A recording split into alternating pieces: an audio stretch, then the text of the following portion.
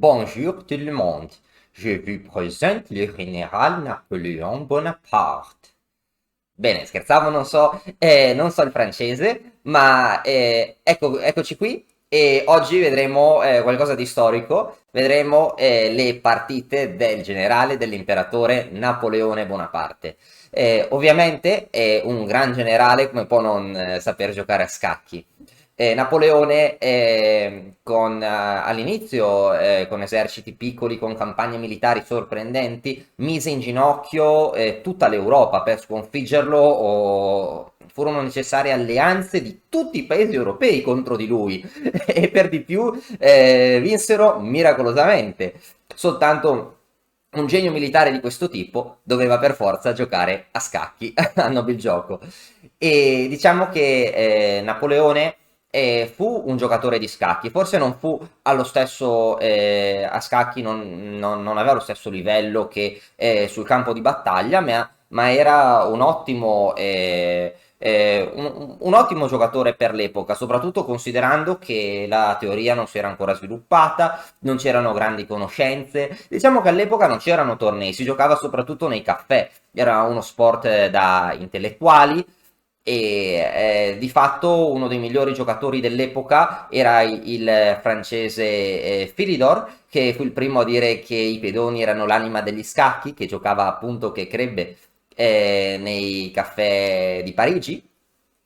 E Napoleone, diciamo, quando era giovane, anche lui si appassionò al gioco e ebbe modo di giocare varie partite. Diciamo che ce ne sono state tramandate quattro, non sappiamo se i testi sono autentici, ma non si sa, gli storici non sono del tutto concordi, ma rifacciamoci alla tradizione e vediamo le partite di Napoleone. Oggi vedremo le partite che Napoleone ha giocato contro la scrittrice francese Madame de Remusat e nella prima partita Napoleone è in nero.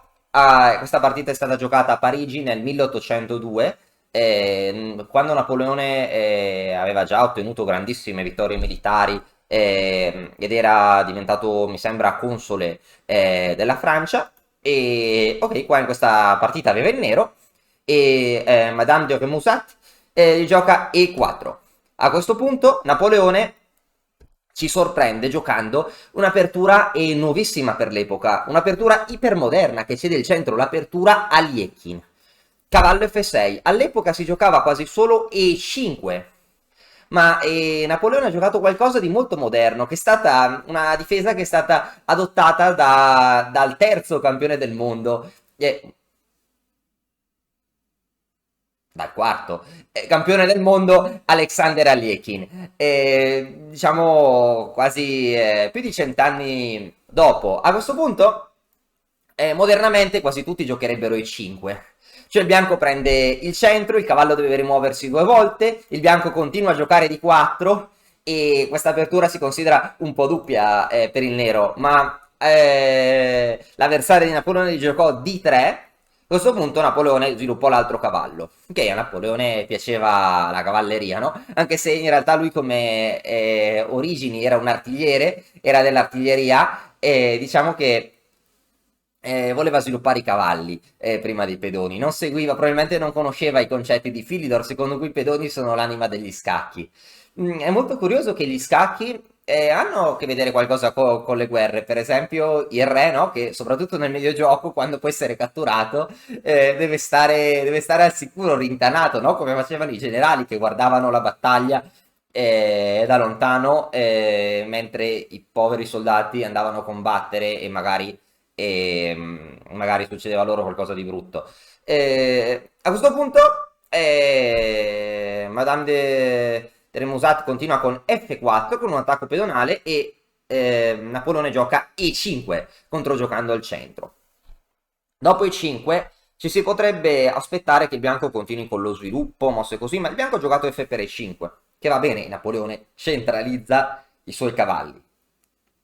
A questo punto Forse il bianco potrebbe addentrarsi nelle complicazioni che sociano la D4. Non sappiamo cosa avesse in mente Napoleone, se Napoleone avesse voluto tornare indietro con il cavallo lasciando al bianco tutto il centro, se avesse voluto tentare le combinazioni con cavallo per E4 seguita da donna H4 scacco, con conseguenze che forse sarebbero sfuggite diciamo, l'esito magari non sarebbe stato chiaro per nessuno dei due giocatori, soprattutto per l'epoca, in posizioni dove non si era ancora sviluppata la teoria, in cui già dalle prime mosse dovevano giocare. Comunque, il bianco non si addentra e gioca nelle complicazioni, gioca cavallo e C3.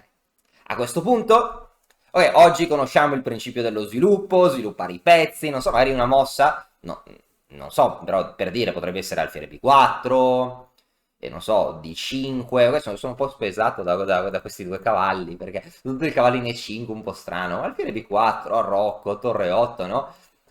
Sviluppo. Sarebbe potuto andare bene, però Napoleone gioca cavallo FG4 all'attack. Ok, non ci sono mezze misure, no? Suppongo che Napoleone vuole giocare donna H4, donna F6, donna F2 e donna F2 matto. Napoleone era un giocatore molto impaziente, di fatto, dopo vedremo che lui, c'è la variante Napoleone, è, ok, con il bianco, è E4, E5 donna F3, ovvero il tentativo di dare il matto del barbiere, che si chiama variante Napoleone, che ok, sappiamo che è un po' dubbia, no? Il nero continua a sviluppare i suoi pezzi, il matto non esiste, la donna è mal piazzata, potrebbe venire attaccata da un cavallo, potrebbe venire attaccata dall'alfiere, no? E così via. Però, ok, Napoleone era, diciamo che gli scacchi hanno avuto notevoli sviluppi nel corso del tempo, no? E comunque all'epoca non c'erano libri di teoria, manuali, computer, non c'erano tornei dove la pratica aveva spiegato che portare in gioco la donna troppo presto non andava bene. Magari la gente pensava che prima si portano i pezzi in gioco, i pezzi più forti in gioco, meglio è. Quindi Napoleone porta i cavalli in attacco, e qui cavallo Fg4, e il bianco gioca D4, e qua il cavallo del nero in presa, ma Napoleone batte in ritirata, no, donna H4, la donna si unisce all'attacco, il bianco deve giocare G3, donna F6, minaccia velata, donna F2, non sappiamo, sarebbe stato curioso vedere cosa, magari Napoleone ha guardato dall'altra parte, era la donna, oh fai una mossa sulla donna, catturami il cavallo, matto. No, però Madame de Ramusat ha giocato cavallo H3, e a questo punto Napoleone inizia con un attacco travolgente. Cavallo F3 scacco.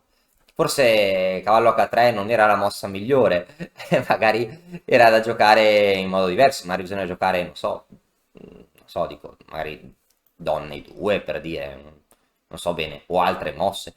E donne 2 poteva forse essere un'idea, magari poi cavallo di 5, che spero di non star dicendo sciocchezze, ma cavallo H3, controlla F2, ma ok, Napoleone ha vari pezzi in attacco, e il bianco non ha pezzi sviluppati, nella direi, a parte il cavallo in H3 che è mal sviluppato, inizia un attacco diretto, cavallo F3, il re va in E2, cavallo per D4, Napoleone inizia a incassare un pedone. A questo punto tornare in E1 avrebbe come minimo comportato un'ammissione, no? Di aver condotto una strategia inappropriata, perché Napoleone avrebbe avuto perlomeno un pedone in più, non so, magari il cavallo poi poteva tornare in 5, poi si può sviluppare l'alfiere, poteva dare scacco in F3, arroccare, completare lo sviluppo con vittoria probabilmente. Su cavallo di 5 potrebbe seguire qualcosa del genere, presa, scacco, presa, e nero dovrebbe vincere. Ma il bianco ha giocato re di 3, e a questo punto iniziano i fuochi d'artificio. Napoleone gioca cavallo E5 scacco.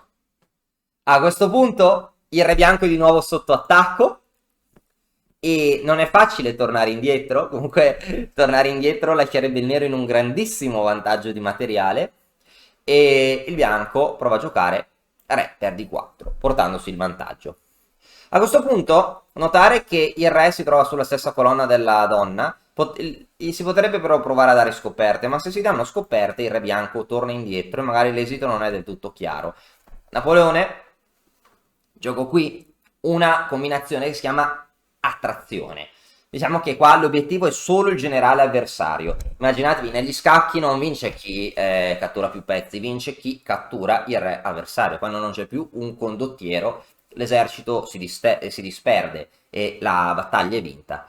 Quindi Napoleone sacrifica un pezzo per attrarre il re nemico in una casa di matto. Napoleone gioca alfiere C5 scacco e dopo il re non può retrocedere. Il cavallo e l'alfiere tagliano le vie di fuga del re bianco che non può scappare perché queste caselle sono controllate. Re di 5 porta al matto, re per C5 a questo punto Napoleone implacabile ha dato matto ha dato matto in 2, donna B6, re di 5, a questo punto matto in 1, donna di 6 e il re non può scappare perché il cavallo bianco il cavallo nero di Napoleone gli toglie la via di fuga. E una bellissima partita, no? Diciamo che un grande generale non poteva non vincere. A questo punto Napoleone ha giocato un'altra partita. Napoleone di nuovo gioca contro la stessa giocatrice e con il bianco la partita ha un esito simile. Quindi possiamo dire che forse la giocatrice non ha imparato molto dai propri errori, o forse dopo 2 anni si è dimenticata, o forse magari aveva paura di migliorare il proprio gioco perché magari battere l'imperatore poteva avere cattive conseguenze, magari era permaloso. Ok, il bianco qua, Napoleone ha sviluppato i 2 cavalli di nuovo. A questo punto D6 ha giocato il nero, non si capisce perché non gioca a cavallo C6, poi magari D5. Ok, comunque D6 che non è la mossa migliore, non lotta bene per lo spazio, non sviluppa questo alfiere, Napoleone gioca E4 e il nero di nuovo gioca F5 e a questo punto Napoleone, che magari oggigiorno ci aspetteremmo, non so, alfiere C4, ci aspetteremmo H3, però Napoleone vuole giocare, no, chiedo scusa, ci aspetteremmo D4, ci aspetteremmo alfiere C4, Napoleone ha giocato H3. H3, una mossa che... Perché H3? Che cosa vogliamo controllare con H3? Non so bene. Forse Napoleone voleva che l'avversaria prendesse, come poi è accaduto, per poi portare i suoi cavalli in attacco. Madame de Remusat ha giocato cavallo C6 e Napoleone continuò di nuovo con la cavalleria. Cavallo G5. Il nero ha giocato D5 prendendo il centro, donna H5. G6, donna F3, si minaccia matto. A questo punto non si capisce bene perché il nero non ha giocato mosse normali. Non so, a me piace... Non so, ok, non si poteva attaccare la donna per via del matto. Mi piace, non so... La donna E7 non dovrebbe essere cattiva. Perché poi è difficile mantenere difesi i 2 cavalli. Alfiere F5 non dovrebbe essere cattiva. Ma, di nuovo, cavallo H6. E la partita ha un esito uguale a quello di prima. Cavallo F6. Re 7. Cavallo per T5. Très bien. Il re deve andare verso il centro. Cavallo E4. Re per D5. Ora di nuovo l'adescamento, l'attrazione alfiere C4. E la stessa combinazione di prima. Donna D3. Re D4. Donna D3. Niente male, no? Queste partite di Napoleone. Non sappiamo se siano vere, se gli storici ce le abbiano tramandate correttamente, ma se queste partite sono state giocate davvero in questo modo, bravissimo Napoleone, che ci ha, diciamo, che ci ha insegnato già nel 1800, più di 200 anni fa, l'adescamento e come creare un attacco contro il re nero. Certo, il nero avrebbe potuto difendersi e il nero avrebbe potuto sfruttare il suo vantaggio di sviluppo, ma così non è stato. La competenza non era abbastanza per Napoleone. Vedremo prossimamente. Napoleone venire sconfitto da un mostro per l'epoca, il cosiddetto turco. Il turco era una macchina per giocare a scacchi che a quanto pare veniva manovrata da un giocatore professionista e che è riuscita a battere Napoleone. Ma questa è un'altra storia e ne parleremo nella prossima puntata. È stato un piacere. Au revoir.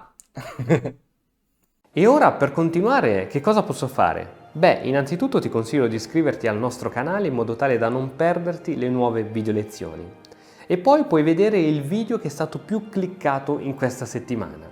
Ci vediamo, ciao!